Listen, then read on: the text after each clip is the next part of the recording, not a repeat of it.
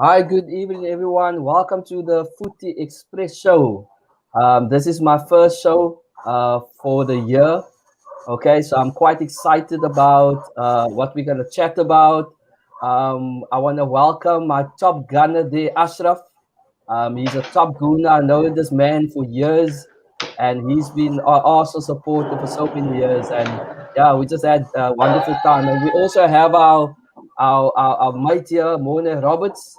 He will be representing Man United supporters, and we will have a wonderful time. Mona is a very good soccer player. Am I right, Mona? I hope that Man United is gonna do a good job against Arsenal though. But before we go there, okay, what is the show is all about is that the Foot Express show is not just about the EPL, it's all about football in general. Okay, in the next few weeks, we're gonna have players that used to play in the PSL, and we're also gonna have my buddy that's a football agent and talk about what is a football agent all about. So there's exciting shows coming on at the moment for the next few weeks. But so let us discuss Arsenal versus Man United. Okay, so top gunner Ashraf. Okay, Arsenal has been started very off like 8 losses in the league in before they were actually playing quite well. Why do you think that Arsenal is doing well now? Yeah, as you guys know, of course, this is Mikel Arteta's first full season in charge. I mean, if you now look at teams, clubs recently that has decided to not just hire and fire, these types of results will be common. Ups and downs, it's gonna happen. I mean, I'm sure Mona can agree. United has gone through that. Ole is now in his almost third year now. But I mean, a similar trend. Things like if you want to build and if you want to move forward to the stature where we used to be, where both teams actually used to be dominating the league, this is the way to go. Or else you're going to have to go get you a billionaire owner like Chelsea or Man City, and then if you want instant success, that is probably the only way you're going to get instant success. But I mean, our club is not modeled on that. So this is going to be common. Fans are going to be, they're going to get irritated. They're going to get a bit hot under the collar. There's going to be Arteta's out. There's going to be this out. He's not good enough. But I mean, it's common practice. This is what's going to happen. I mean, as I say, there's a pot of gold at the end of the rainbow, but I mean, it's not going to be an easy journey. I mean, I won't be surprised if we have another run like this in this Yeah. course of the season. So, because I mean, these players, our squad is built on a combination of still Arsene Wenger and Unai Emery players. I mean, who cannot take the really call his own in the squad? You know what I mean? Mm. So, if you're not going to give him a chance, a proper, decent chance, I mean, and then you might as well throw in the towel now. So it's for me personally, I've always said, let's look at the end of the season where we are. If we've improved on last season, and then assess the guy from there, Mm. the coach and whatever we've put in place. Yeah, no, I mean, Rome's not built in a day. Okay, the problem I have with clubs these days, especially Chelsea, um, they are firing managers too quickly. What's the use of employing a manager and you only give him a few months? It doesn't matter how much you spend. You still need to gel that players. The same with Man United, Morning.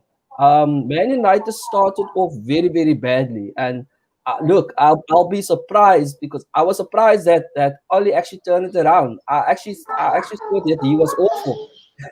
Just to be honest, I thought that this guy is the next to be fired. To be honest, but all due respect, I think that Ole actually done a very good job. So Mone, what do you think actually? Why is Man United actually doing that well? I mean, they actually competing for the title. Well, Nigel, I think it's important that we understand, like the Top Gunner said there, that we have ups, we have downs. I think the most important thing in any football team is chemistry. We can speak about money. We can speak about you're gonna go fetch the big names. You're gonna go get them at the clubs there. You're gonna bring them over, and you're gonna be a title contender. That for me, I think, is a myth in any sport. In any relationship, there has to be chemistry. You understand? In order for things to work well. So when the players are starting to familiarize themselves with one another, how they play. For example, I like the way how Nigel seals the ball maybe. So I move up closer to him because I know I'm going to get a pass. You get what I'm saying? That is what it's basically all about. I think it's mainly about chemistry. And right now, the guys are starting to find that chemistry. They're starting to play well together. It's not where you want it to be yet. Okay, it's not right there where you want it to be, right at the very top, where you can say, okay, there's no arguments in the dressing room, there's no dislikes of behavior on the field. But I think it's mainly for me, it's always going to be about the chemistry. When the chemistry is right, you can see that things are going to go well. The same with Arsenal. If you look a few seasons back, if we're looking at, like, let's say the 2013, 2014 season, 2012, 2013 season, I think that the Gunners was one of the fittest teams in the Premier League as a whole. You know what I mean? We had players running there like at you like it was nobody's business. Might be where you ended off at what, fourth on the table, fourth on the table. You're always there in that ranking there. But everybody knew that these guys are the fittest guys on the field. You know what I mean? So Yeah. coming up against them, not going to be very easy. And there was chemistry because they had a lot in common. The attacking game was on form. The understanding of the ball play was on form. The engaging one another on the field was there. I think that is the most important thing for me in the game, is that we have to, at any club, we have to find that the players need to find that grounds where they can say, okay, well, we are now where we want to be. We need to work and go from here on forward onwards. It's chemistry for me mainly. It's all about the chemistry. So what's happening tomorrow? The game is at 7:30 kickoff, South African time. Okay. Whoever basically tuned into our show, okay, welcome to the Footy Express show. We're all the way from Cape Town, South Africa. Okay, where our country love football, and we also support the EPL teams. So what's gonna happen basically? We're gonna check the log. Okay. Hold on for me. Yeah, Nigel, you said Man United is Yes. in the title race, but I don't think after tomorrow they'll probably be out of the title race because if City wins the game in hand, they'll have to make up 7 points. So I don't see them doing that. So you might have to retract Okay. that statement tomorrow. I don't know What do you how think much, about that, Morley? I don't know how Ashraf Mone was feels actually about that. saying that you're going to be out of the title, and so that means that Morley is quite confident that Arsenal's going to win tomorrow. I mean, what do you have to say about that, though?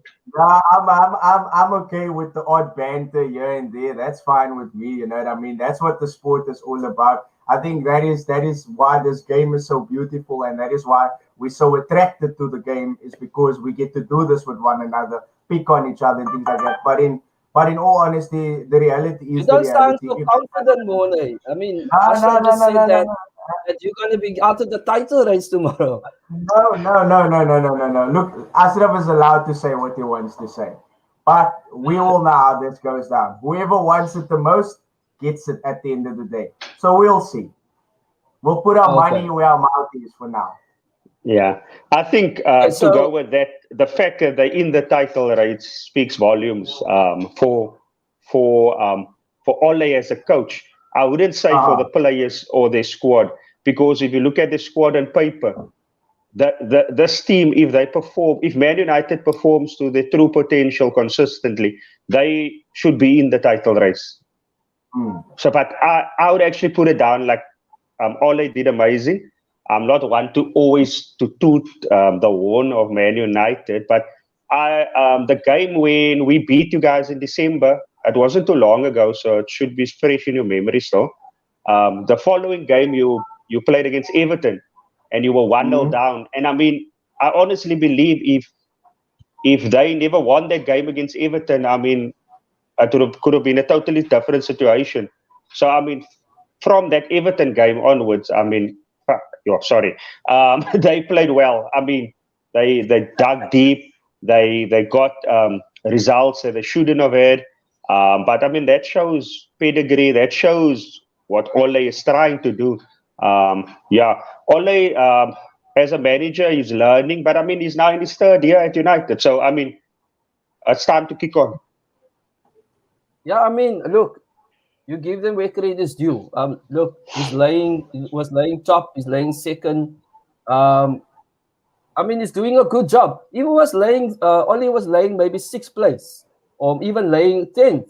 I mean, United supporters wanted him out. I mean, won't you agree, Morné? Yeah. I mean, he's doing a good job. I mean, why would people not say that he's not doing a good job?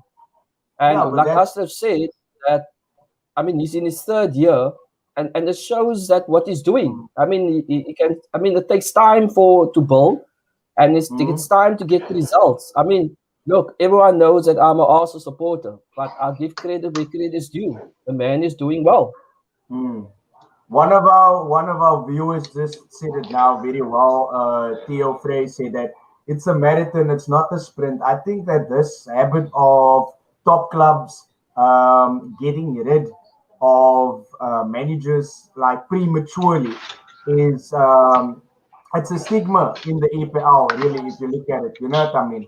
Because you have to genuinely give the guy an opportunity to show what he's capable of doing, and let him get his own recipe and his own mixtures, and make sure he gets it right. If he fails in that regard, then he has to hold himself accountable, and then the club can also hold him accountable. For example, if you look at Lampard, now Chelsea has spent so much money, right?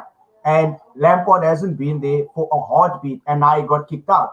You get what I'm saying? So the Oaks up there, the powers that be, does not want to spend this kind of money and not get the results. You get what I'm saying?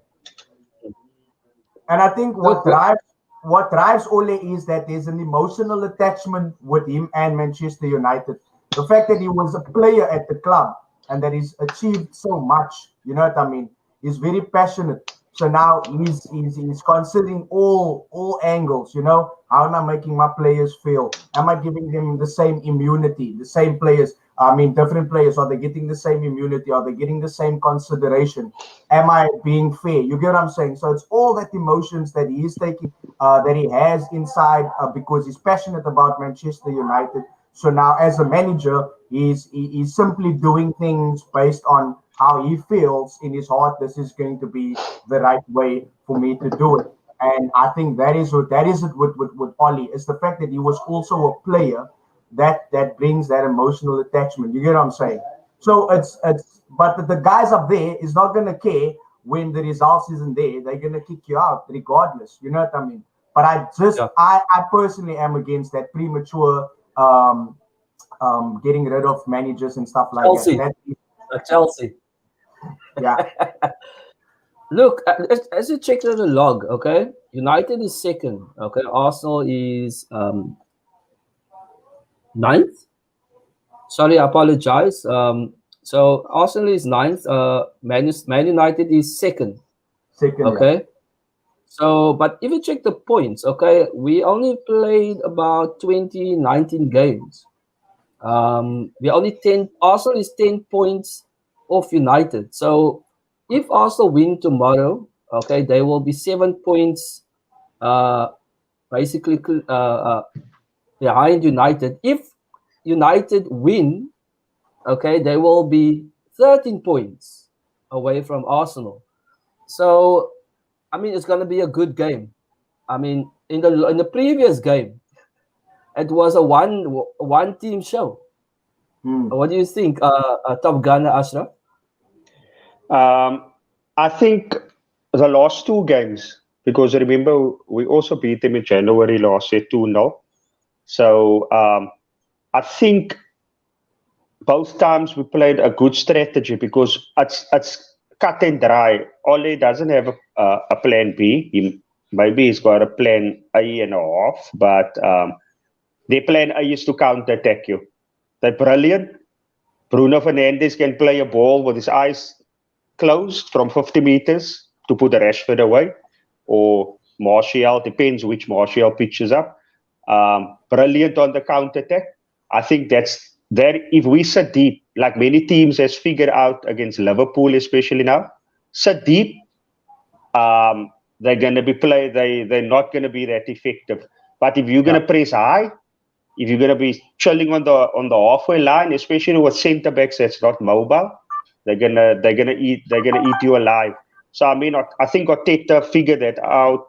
I think maybe last year he was very new in the job. So, but I think in December he played it well. They are going to create chances, but on the counter, if you're gonna play a high line, and then they're gonna create thousands of chances, then Bert Leno is gonna have a freaking busy day, bro. But I mean, if we stop the counter attack, I don't see them scoring. They could probably nick a goal. Remember also in the last 9 games, only Everton has scored more than 2 goals in the league against us.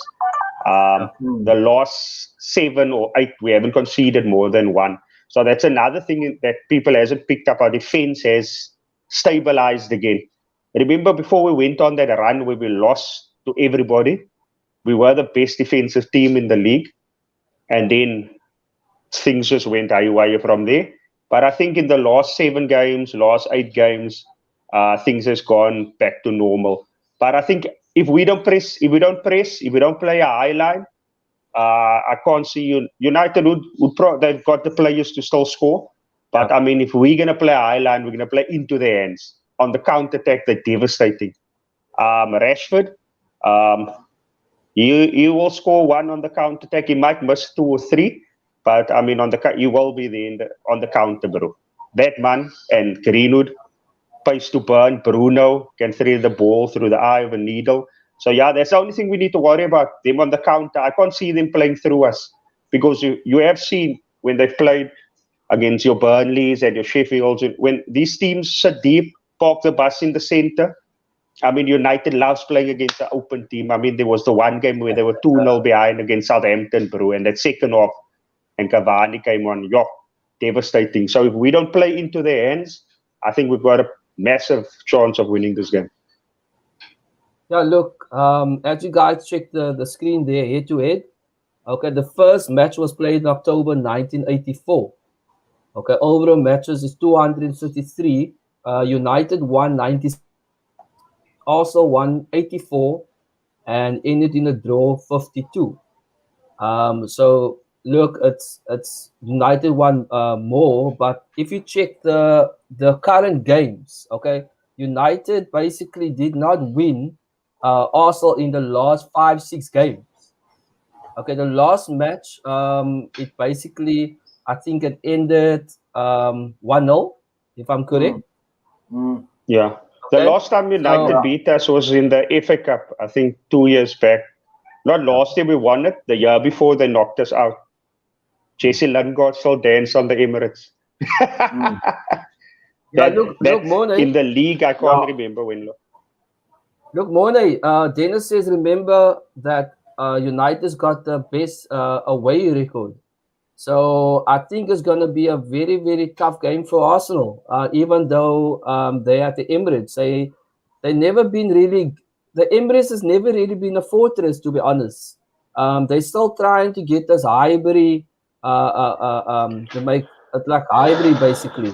So, Mone, do you think that you have a chance against Arsenal at the Emirates, even though with Arsenal's form? Yeah, of course. I definitely think we have a chance against you guys.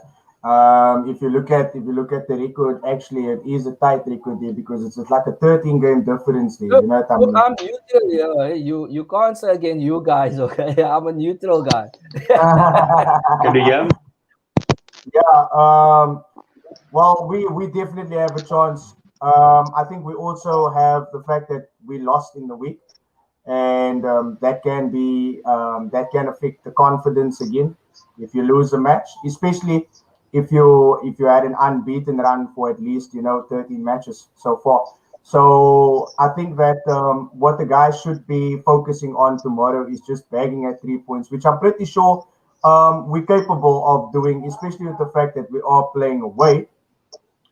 If you look at the record, also like you mentioned it, I think it's like the Top Gunner said. It's with with the ball. When we look at Arsenal and United, it's not like the North London derby. You get what I'm saying? It's a total different ball game to a derby. It's more like it becomes very much more competitive. It's very competitive because now both teams, you are right there in ninth place on the table. So you guys want to come up now. You understand? You guys need to move up. So now your game is going to change. Now your game is going to not just be emotional, it's going to be you're going to be more physical, you're going to be more focused, you're going to be more you're going to be concentrating on the goal. You know what I mean? And that is to bag your 3 points so that you guys can move up.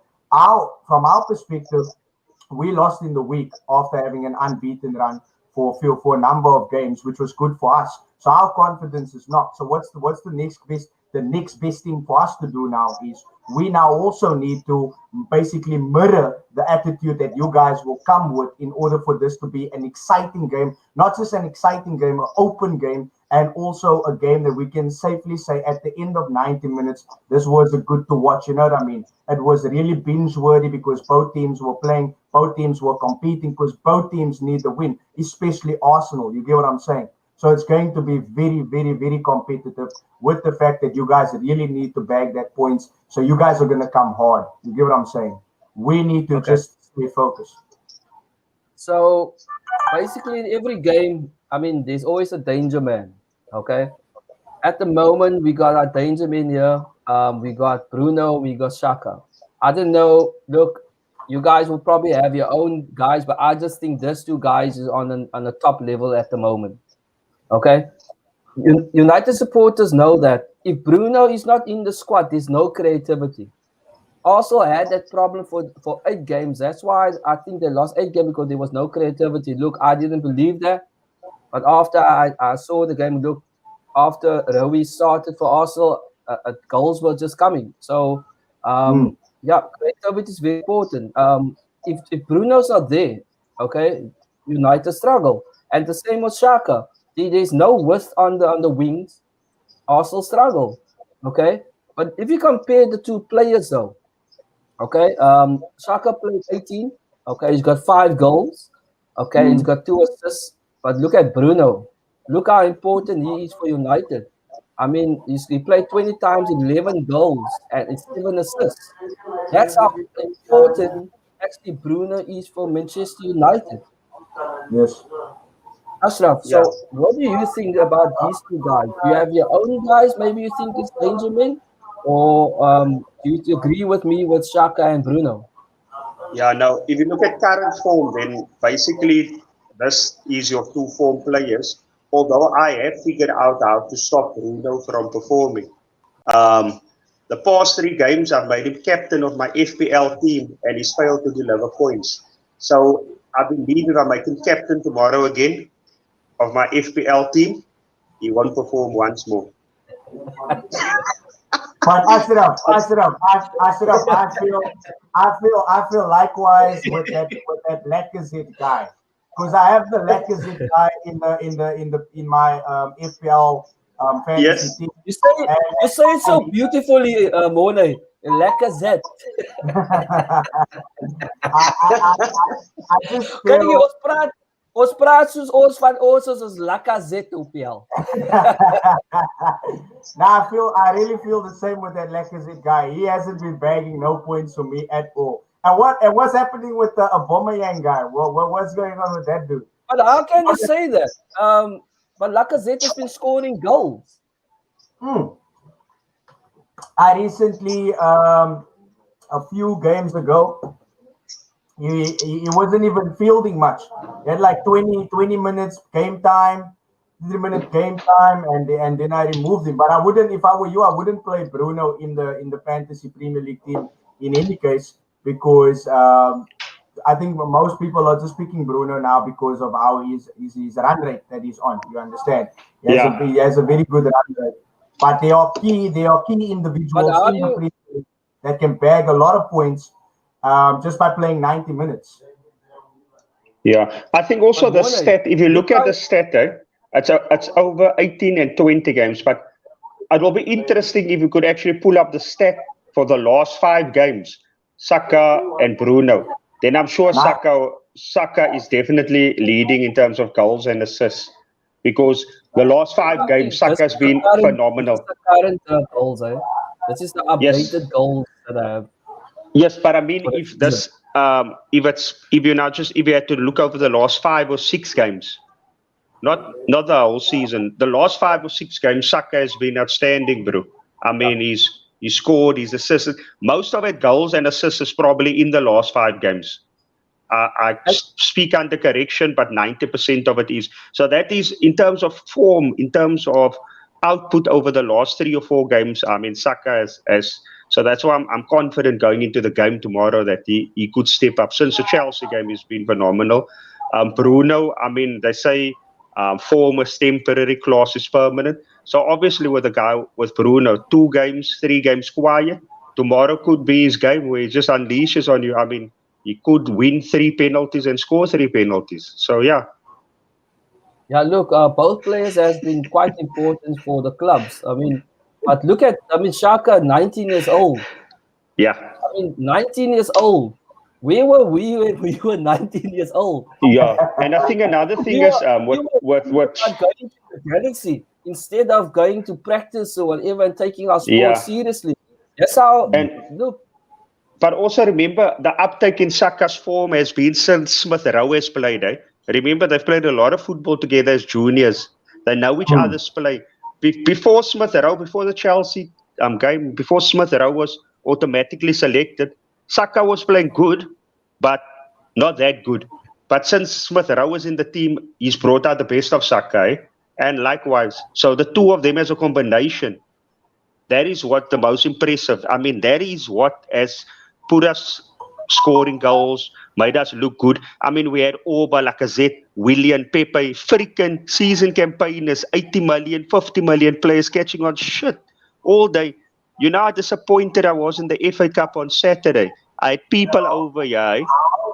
When I saw the lineup, bro, when I saw the lineup, I only started watching the game the last 30 minutes. Do you know that? Because when I saw him pick Eddie, Nketiah, Pepe, and Willian, we literally played 8 versus 11.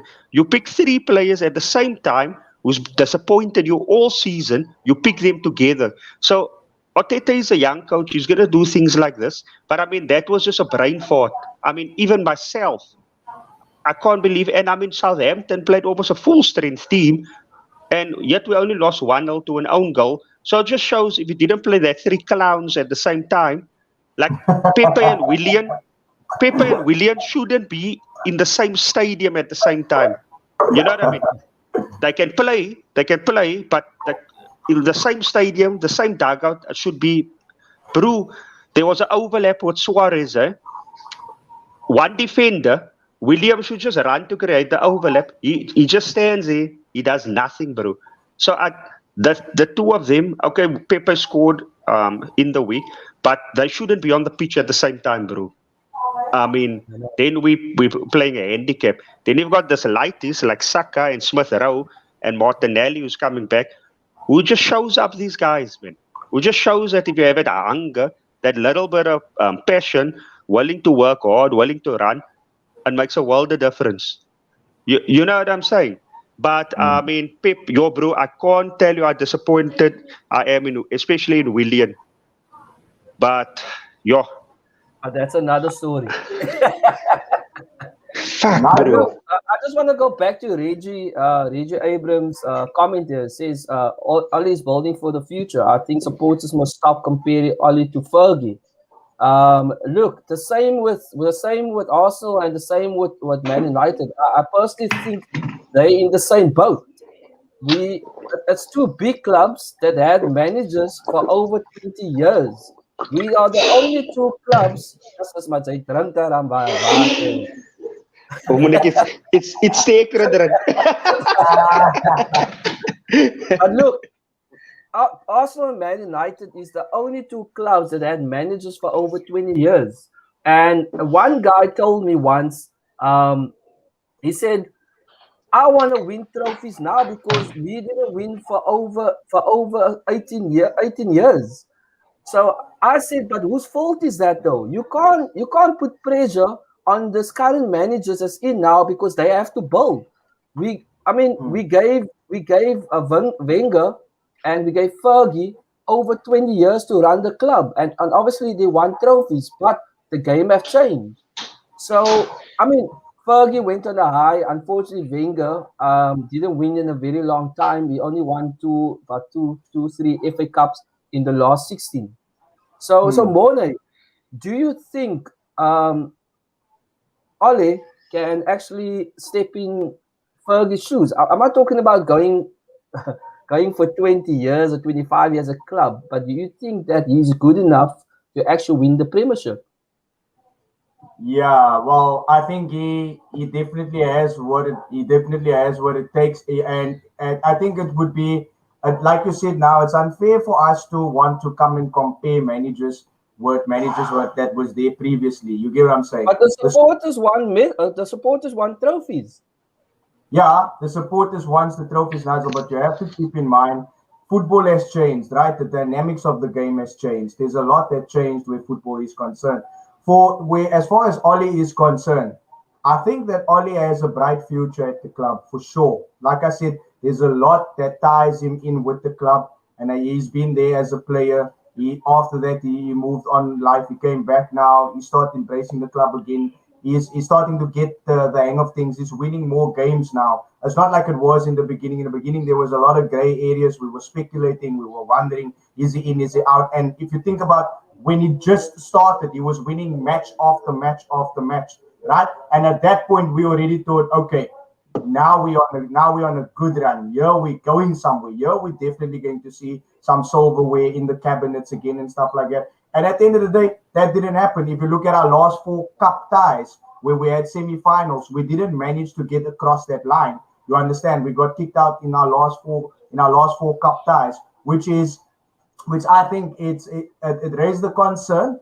But at the end of the day, we have to move on. And as far as we're all is concerned, I can see his attitude is that he acknowledges the fact that yes, a game, the match, we lost the game. You get what I'm saying? He's acknowledging the mistakes. He's not making excuses for himself. He's taking accountability. He's doing all the things a manager should do. First things first, take the accountability, take responsibility, give your opinion on the game before the game, after the game, and things like that. And that is the things that he is doing, and that I firmly believe makes him suitable, and also potentially it's going to put him in a very a good run if he keeps on that way, because he's just going to get more and more and more success with his honesty towards the game. You get what I'm saying?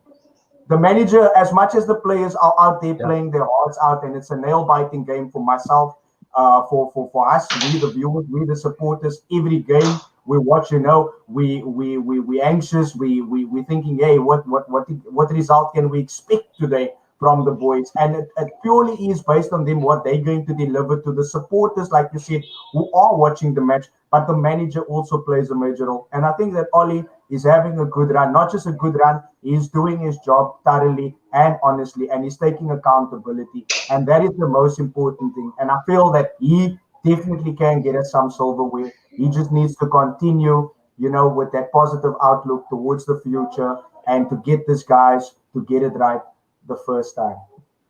Now, just a question for you two guys, okay? Now, who do you think who's the best manager? I'm not going to ask a question about who do you think who's the best looker, because obviously you guys know that Ollie is not going to win that competition. So we're not going to ask that question. So who's the best looker of the two managers? So we're just going to ask who's the best two managers at the moment. So Ashraf, do you think that Arteta is actually a better manager than Ollie? Yes, sis, you're putting me on the spot, but I would have to go with Arteta on this one. I mean, silverware speaks volumes. I mean, the manner in which you won the silverware. I mean, we won the FA Cup by beating Man City and um, Chelsea in the final. We even took the community by winning Liverpool. If you look at Ole, 4 semi-finals, 4 defeats. Somehow he needs to change that to be taken seriously, I think. Tactics wise, I think Arteta has got more in the in his rucksack. In terms of Ole, he's got a better team. He's got a better squad. So I think we're sitting in 8th. We're sitting in 9th. I mean, Ole took the team to 1st already. They're currently 2nd. Brilliant. This is his 3rd season. But if you compare what Arteta has done in basically almost a full season to what Ole did in basically his first full season, that's a fair way to measure it. I'll say what Arteta did in his time, his 12 months thus far, was better than what Ole did in his first 12 months. So that is why I will tip it in his favor. Just Wonder, what do you think about? Do you think just- that Ole is a better manager than Arteta? I can't determine who really is the better one between the two, because they haven't been managing in this league long enough for me to draw that kind of conclusion. You understand? They don't have the 5 years 5 years in the EPL. They don't have the 6 years or the 10 years in the EPL where we can do a like for like comparison and ultimately determine which one of the two is the best. If we look at where Oli come from and where he's managing now, is the EPL where he was before? Lord knows. If we look at Arteta, he's here at Arsenal now. If we look at where he managed before, different league. Both of these guys, different leagues. We don't know how that leagues work. We don't know who the strong clubs are up there in the league that they were competing with. But I agree with Ashraf on the point that it is a numbers game. And if you look at silverware, we can basically do our measurement from we can track and measure. Sorry, can you hear me better now? yeah, now I heard you. I for a while. I'm not sure about Nige. Oh, okay, cool. So what I'm saying is, Ashraf, is that we can track and measure in terms of silverware, which is fair enough. That's what we can do. You understand? I can hear But you. if we're talking about long-term, a long-standing history where the two of them are on the same wavelength, like for like competing in the same league year in and year out, then I think I can only draw my conclusion based on that. If you understand what I'm trying to say, Ashraf. Definitely. Yeah, so that's basically where I will But draw my don't they? conclusion. You have a question, Nigel? But don't you rate your managers? Don't you rate the managers on the silverware that they won? Like I said, Can you hear we me? can we can do Okay. that. We can Can you hear we me? can Everyone hear me? Yeah, we can hear you. We can hear you. We can Don't hear you you, rate Nigel. the current managers of what silverware they won? I mean, Look, like I said, it's okay to rate him on the silverware, okay. but we can't So really don't you rate? But look. If you like, look, Klopp has been voted the best manager in the world, which I don't agree. But but Pep has got more trophies than any other manager in the league. You understand? At the moment, Klopp was the best manager last season, and now he's struggling. Now it's Man City is coming back, and they look like they win the league. So Yeah. how do you vote? I mean, who's the Yeah. best manager in the world? I mean, you can vote now because of your form last year. As like example, Wenger went invincible through a season, but after that, he was actually poor for 16 years. You understand? How do you rate a manager of who's better than who? I just think that a silverware. I'm not sure if you guys agree. I mean, Arteta came in and he's an inexperienced manager. He took over a team that's actually quite awful I mean, he's got another manager fired, and he won 2 silverware. Arteta, Oli, basically came into United. He actually also done quite well last season. He brought United into the Champions League, which I think that was awesome. And he's actually doing quite better than Arteta in the league. So it's quite, you see where I'm confused who's the best. But also I choose when the silverware.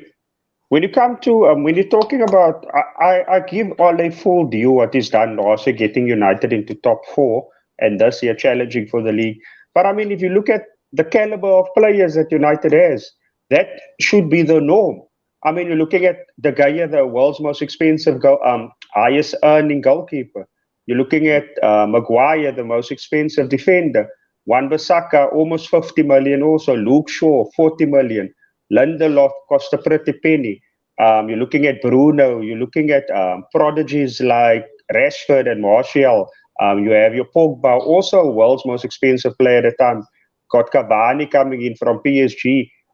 Greenwood, immaculate player for his age, left, right foot. So, I mean, based on the squad that he has, we all agree that he's done brilliant, but I think this should actually be the norm for somebody that has that players at his disposal. Then you look at Arteta, he comes in with guys like Mustafi, freaking Socrates, Guendouzi, who was like all over the show, Torreira, Xhaka, who was awful at the time.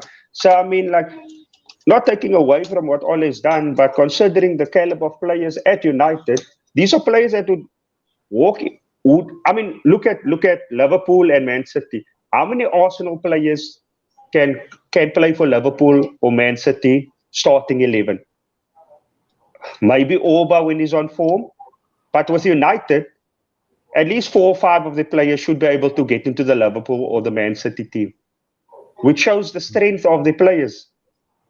You know what I mean? So Ole should be actually, he should be much more consistent. That's why when you ask the question about the coach, I tipped it in Arteta's favor because of what he's done with what he has. You know what I mean? Because I mean we've had some of the deadwood we got out Kolasinac. This bruh couldn't even cross the road, bruh, if his life depended on it. He gets into amazing attacking positions all day long, runs up and down, but can't cross a ball to save his life. You know what I mean? So we've got rid of a lot of deadwood. I'm waiting to, hopefully we can get another decent signing or two, but with what he has at his disposal, I think Arteta's done brilliant. Another thing, sorry guys that I'm just going, but Pep and Klopp, I think Klopp is an amazing manager because of what he's done at Dortmund, what he's done at Liverpool.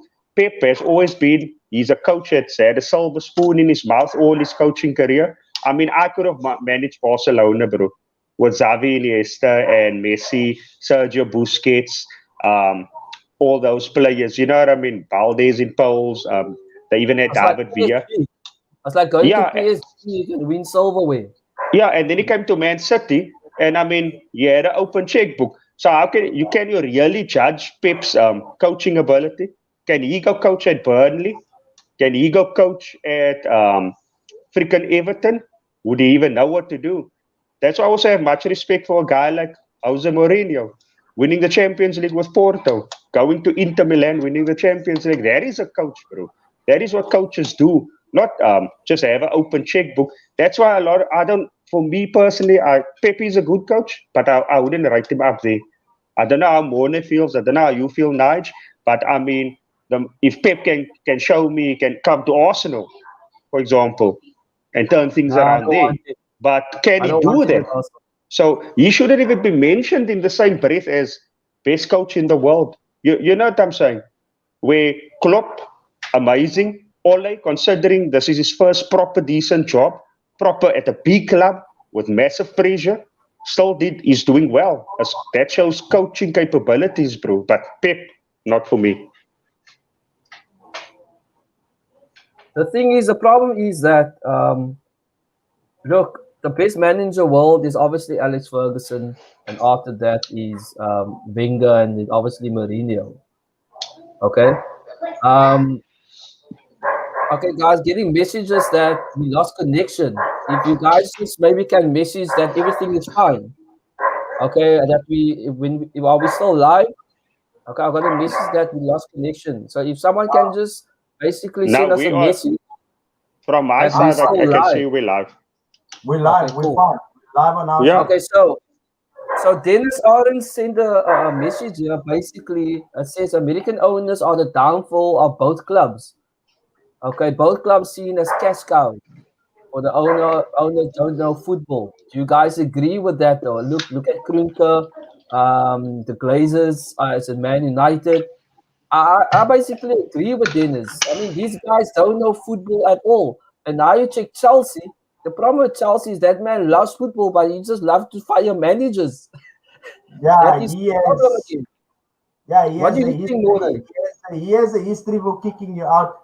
Myself and my dad spoke about this last night. Is that Russian as like he doesn't feel he doesn't give a shit. Like again, they're treating the sport like business, and like we like I sort of just said. There's checkbooks for certain managers. There's this kind of privileges for certain managers, and then there's managers that really have to just work with what they have. You understand, which I think is a fair point. But Coming how do back we to get this onus out, though? How do we get this onus out? I mean, they're not doing anything for the club. Look, last okay, night, look. The Glazers has been giving money to Ole, but I mean, Arteta is in a different story. He has to sell basically players to buy players. yeah, but it's not like you guys don't have money. Remember, Wenger saved you guys a But lot they of don't money want to over spend. there. Eh? That is the problem. The owners don't want to spend. The same with United and Arsenal. Well, with me, Woodward, that guy does not know football, bro. There's a lot of those bosses up there that genuinely doesn't know football. So I'm sure Ashraf can agree with me. They don't know football. They know money. They know what they want to achieve at the end of the day. But I mean, they can't get that ball rolling. The irony is that they just can't get the ball rolling. You get what I'm saying? And money at the end of the day doesn't fix every situation. But with regards to his point, was it Dennis that made the point, Nigel? About? Yeah, Um, Dennis said about the owners, about oh, they are the clubs, Arsenal and United are cash cows. I mean, they are using the two clubs to basically pump in their NFL and their basketball teams. And that's what's happening. And it's sad though. But I would really, I mean, how do you get this owners out? I mean, there's a lot of guys I know that wants to buy Arsenal, even the Man United that loves football, that wants the club to be successful again. I mean, Arsenal United is one of the top clubs of the last over 10 seasons. I mean, it's probably the best football teams that I watched. I mean, I've been supporting Arsenal for over 30 years, but I've never seen two teams battling each other for over a decade, like United and Arsenal. I mean, mm, Ferguson and Wenger, Roy Keane and Vieira. Okay, you get your Van Nistelrooy and your Henrys that used to score spectacular goals. I don't see that anymore. The physicality of the sport is gone. And now you still get VAR. I mean, I miss that football of United and Arsenal. They used to battle. I mean, I'm gonna ask them, what do you think? Yeah, bro. In terms of this American owners, coming back to that again, bro. Honestly, here's something else at play, bro. They because they're not here to make. Because remember the NFLA and the they've got caps, they've got spending caps and that. Especially the NFL, you can only buy within a certain. You have a budget that you can only buy, and it's not like the EPL and clubs in Europe. So, my bro, honestly, I think it's like there's something more to than what we see.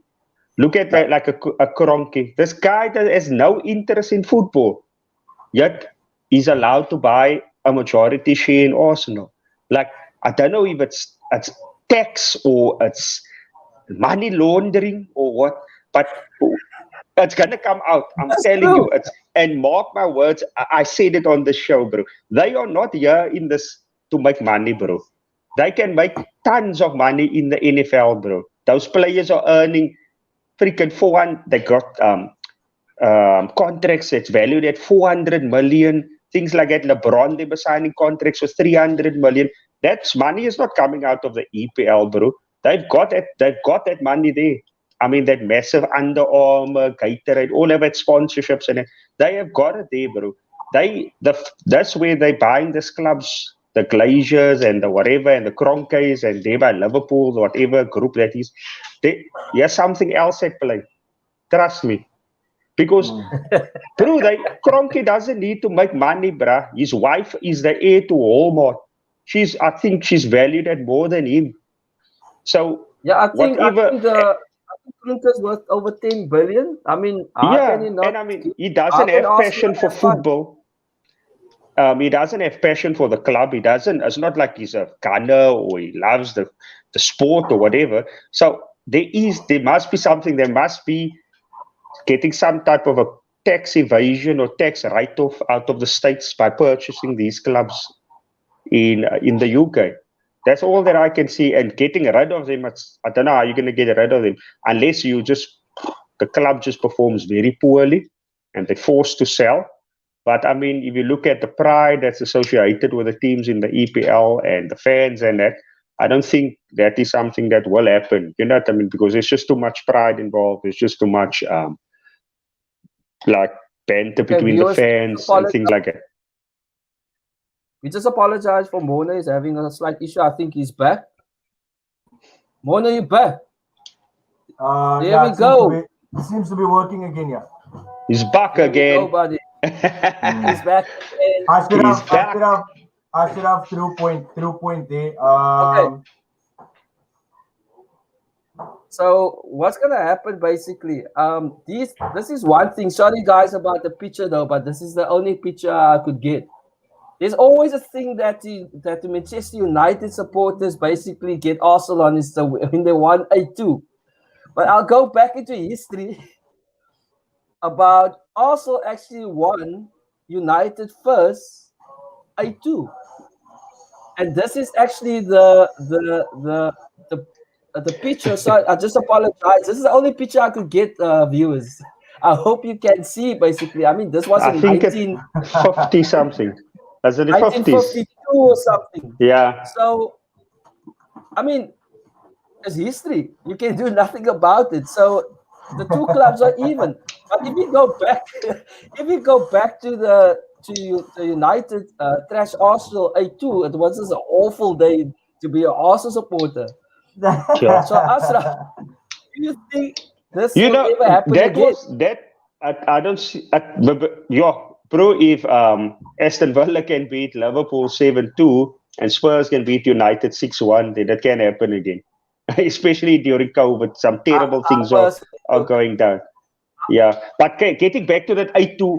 I just personally think, to be honest. Yeah. I mean, even in that game, it could have been close. Yes. The score was 3-1 and one person missed a penalty just before halftime. And I think that turned the whole game. And then he still went to United and won the league. So, yeah. Hello, Dennis Arden says, I went back deep in the archives. But look, sometimes you have to do something to cover yourself. I mean, I'm doing this for the Arsenal supporters. Now you don't have to feel too bad because all the years. Nigel, you hadn't to go that far back because I mean you were born in the 50s, eh? Come on. So that's so fresh in your memory. Guys, I'm not that old, eh? I was just going to say, seeing that Nigel threw that curveball doesn't mean that this happened in your lifetime, my brother. Guys, it's still history. It doesn't matter if in the next 20 years, it's still in the history books of scores. Yeah, so the history, yeah. 8-2. I mean, to be honest, I just think Aston Villa was quite lucky that day to beat Liverpool. I mean, I was watching that game and was checking, every goal is going in. I mean, sometimes I just think luck, and I think the same thing happened probably with these scores. I mean, 8-2. I mean, we're not watching rugby. 8-2 is like something must go really wrong in your team. You can't be that poor on that day to lose 8-2. So I just think that luck, or just you took that perfect shot and just went in. So I just think luck is worth. It's worth the scores if you win 8-2. Yeah, but it has to be luck because that day for United, Danny Welbeck was playing in front, bro. So, I mean, if they could beat Arsenal with a team with Danny Welbeck in, bro, then you know there was a moose a lot of luck involved. Don't mind it. Mind this is live there. Don't do that. Don't do that. But guys, we're just gonna go. We're just gonna go back to about the weekend scores. Okay, it's not about just Arsenal. And remember, guys, welcome to the Footy Express show. It's not about just Arsenal and United. It's about all the clubs. Footy Express show is about football in general. Okay, remember in the next few weeks we're gonna have guys that used to play in the PSL, ex-PSL players. I'm quite excited about interviewing these two guys. Okay, we're also gonna have a top agent in South Africa that has international players under them. So he's gonna tell us more about what does the agent do. I mean, I would love to know what does the agent really do. How do they scout players? What do they do for the players? I mean, that's quite. I can't wait for that show to happen. I mean, it's not all about just hearing about Arsenal and United and Chelsea and all that. I want to know what's happening in the back. I want to know what's happening with the players. How much they get paid? What happens? Who ties the laces? Who runs the boss for them? I mean, it looks like these players are having a good life as soccer players. I mean, we're only seeing it from on the TV and hearing on the news. But I would love to hear from this from our buddy that's going to talk about who's an agent. Okay, so we're going to go back to the scores that basically happened in midweek. Okay, so in the midweek games we had Everton and Newcastle. Oh no, this is no, it's the games coming up. Yeah. But Nigel, when the agent guy comes, you can tell him I'm a free agent. I'm available. Unfortunately, he doesn't take over 35s. Yeah, got to have over 35 league in the PSL.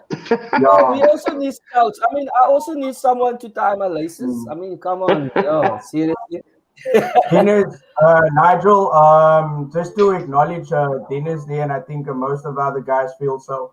I see a comment there where he says, "Nah, this is top show, Owens." Thank you for that, Dennis. I know it's when the movement is positive, you always get that kind of love. So thank you, Dennis, for that. Nigel, that is a really cool concept. Speaking to ex-PSL players, speaking to an agent, that is really going to be interesting. Oh, and by the way, Dennis, yes, I am all right. I think he was referring to me freezing there for a moment. But yeah, so we will be tuned in. We will definitely be tuned in. We want to see that as well. I'm just trying to find the scores for the weekend. Okay, so let's go to basically the games that's gonna happen on this weekend. I think there's exciting games happening for tomorrow and for Sunday. I'm just gonna share it for you guys. Sorry.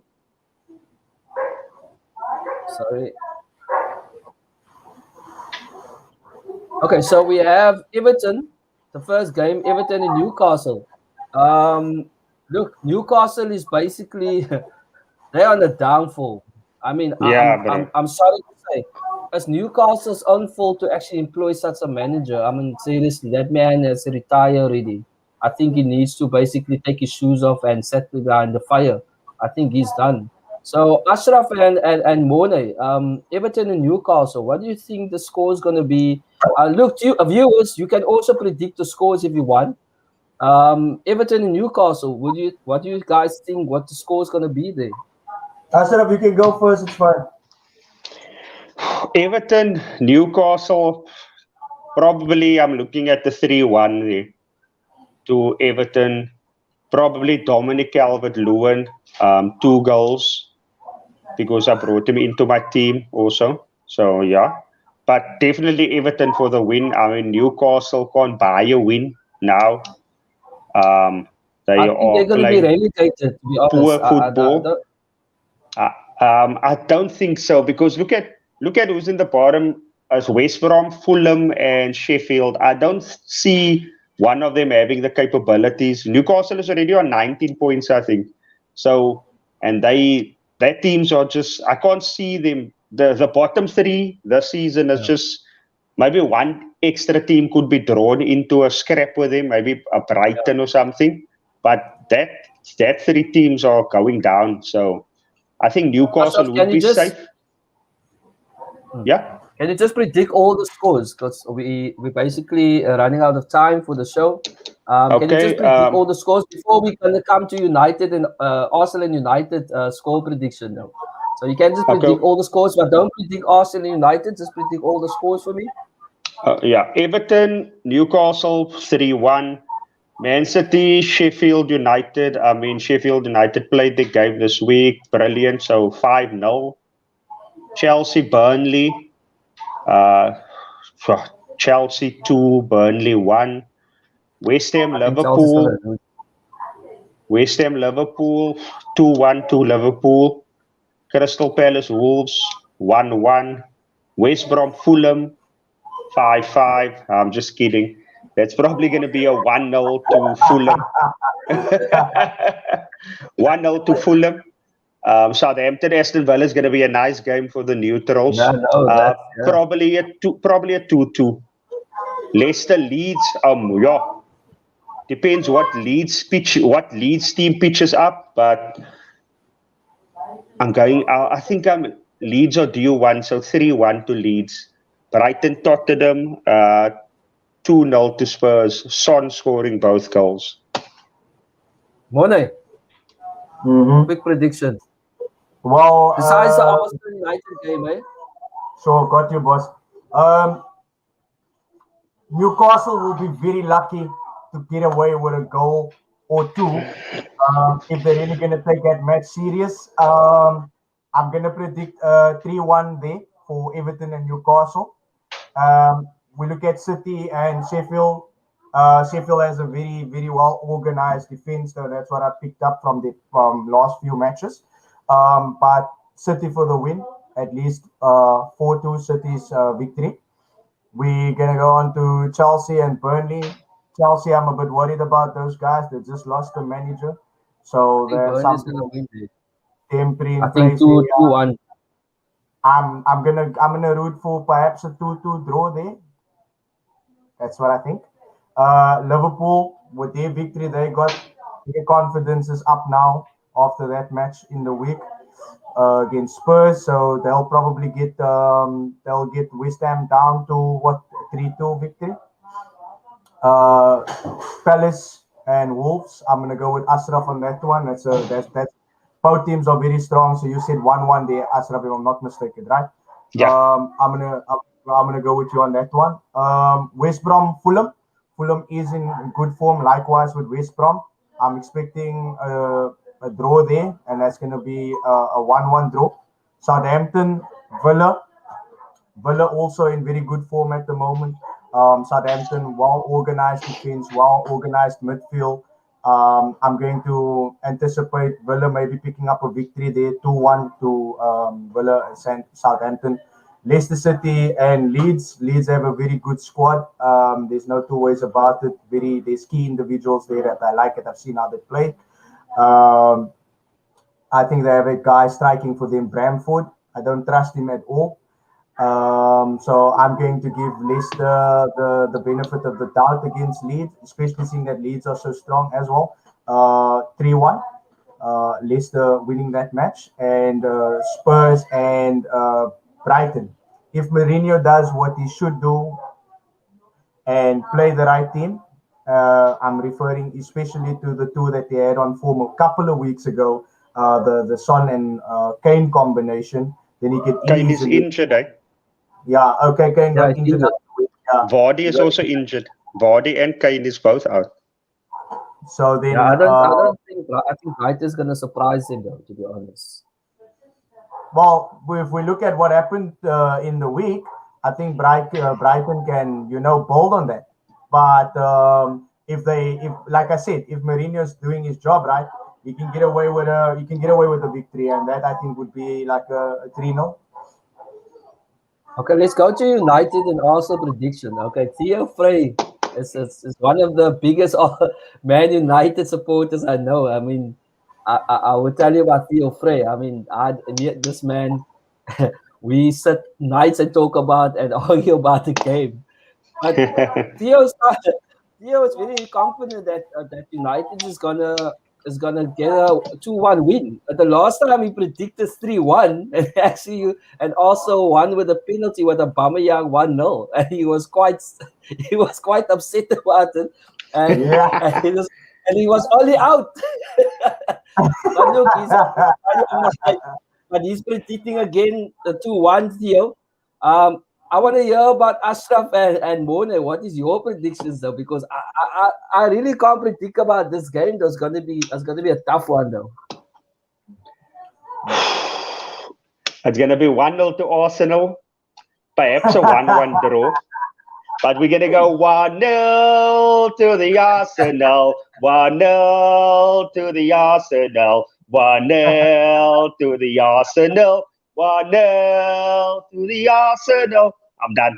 Your turn, Monet. Mone, Uh, sing that song. Mone, let's sing. Come on, sing that song. That song that everyone knows. That only one song, that Man United song. Look here, Ashraf. You know what? Um, I like your attitude and I like this. I one thing I can say is before I do my prediction is I don't want it to be a boring game, which we both know is not going to be boring. You understand? It's going to be a nail. We're going to be on the edge of our seats. It's going to be a nail biting game for the both of us. But I'm going to go in favor of my team, and I'm sure on this occasion, like I said, the same thing with Mourinho, the same thing with Oli. Also, if he does play his cards right, okay, we could easily end up winning you guys 2-1. Just a last question on you guys before we end. Who do you think? Do you think guys gonna be individual performance by someone, or you think it's gonna be basically a team performance? Uh, Or a mistake. or maybe a mistake. I mean, the last time, look, this goes back to the last match against us, United and Arsenal. Arsenal actually won away. And I'll be honest with you, look, I don't think Arsenal supporters actually thought they're going to win that game. But they came out gun blazing and actually they dominated that game. So, but look, if you go back now, United is actually quite in a good run actually. So it's gonna be a way different game. You can't Yeah. go back and say, look, also won 5 times after each other. It's, at the moment, tomorrow is a new game. So personally, I think I can't really predict. My predictions is always wrong. So I can't really predict who's gonna win. But what I can say is I think the team with the best defense is gonna win the game tomorrow. That's us. But remember the last time when we beat United, we went on a terrible run after that. Eh? That actually triggered our our bad run.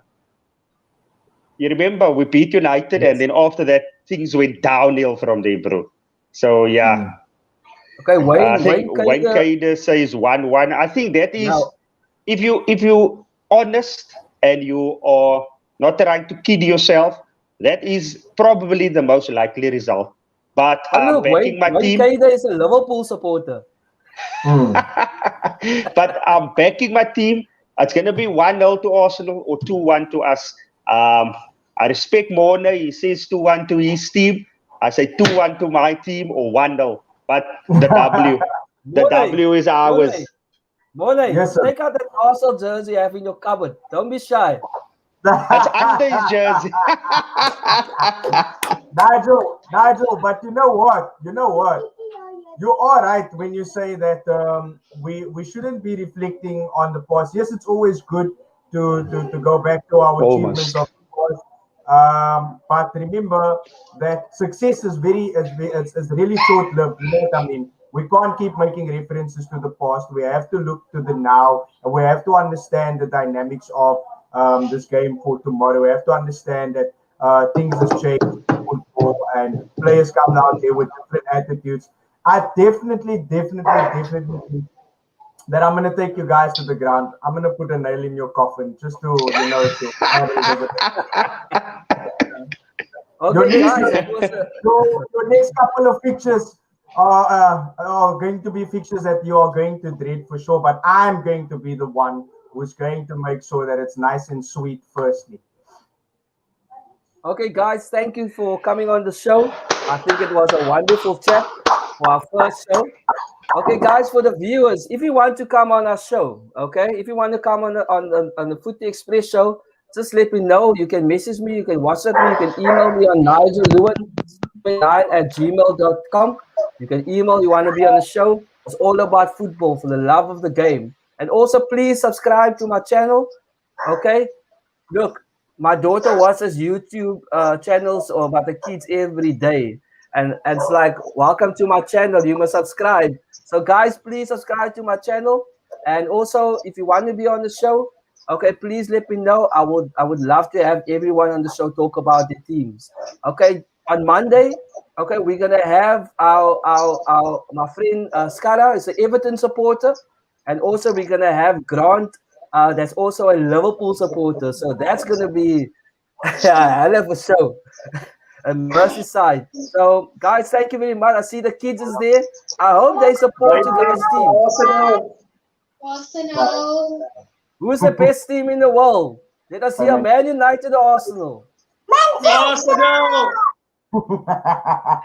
Listen to my daughter. Listen to my daughter. Who? Man United. Look at the traitors I have in my arms. Oh yes. Okay, guys, thank you very much, viewers. We thank you for watching the show. I'll see you Monday at 8 o'clock. Okay, thank you very much. Shot Nigel. Yes, See you guys. later.